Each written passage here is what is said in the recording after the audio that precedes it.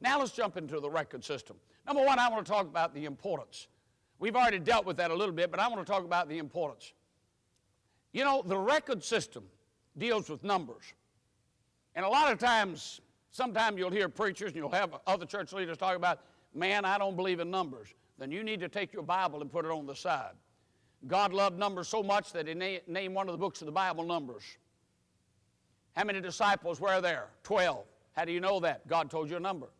How many were in the upper room? Well, 120. How do you know that? Well, God told me that in the Bible. The number of men grew to be how many? 5,000 men in the first of Acts. How do you know that? God gave you a number. How many were saved when those first disciples went out and did what God told them to do in Matthew 28? They were going and winning. Peter preached the gospel. How many were saved initially?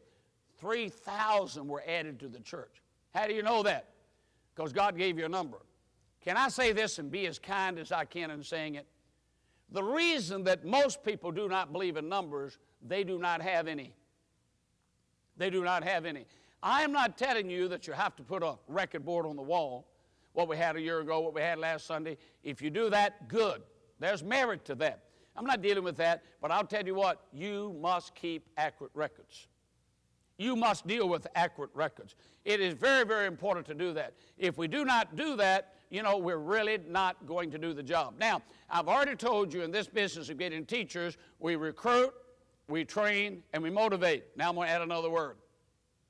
I did not want to give this word earlier because, you know, it has a little, if you hear it by itself, it says we're invading a little on the privacy of others or this. What am I talking about? We recruit, train, motivate, and we inspect. Now, as a leader, we must do that for all of those involved under our leadership. The inspection part doesn't mean I'm better than somebody else. It doesn't mean I'm going to criticize somebody else. That's not it at all. The inspection part simply is record keeping, so we know what's happening.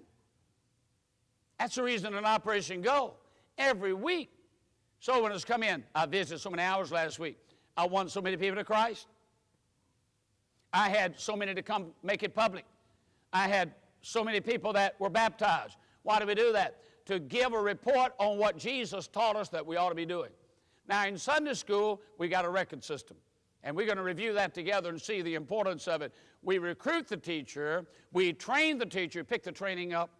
Go back to your Sunday school calendar in that in-service training time, at the banquet, in our weekly teachers meeting. We train, train, train, train, train. I tell sometime laymen, do not ever let anybody recruit you to do anything in the church they're not willing to train you to do. And as leaders, we need to train. Now, and then we motivate. If you cannot motivate, get somebody before them who can. Get somebody before them who can. Get somebody that knows how to motivate people. Somebody who has, maybe their personality is contagious, and it helps motivate people to excellence. And you need to bring regularly different areas of motivation. I've known people to play 2 minutes off of a tape, motivation. To play a short part of a video, motivation. Whatever you can do to get your people motivated to excellence.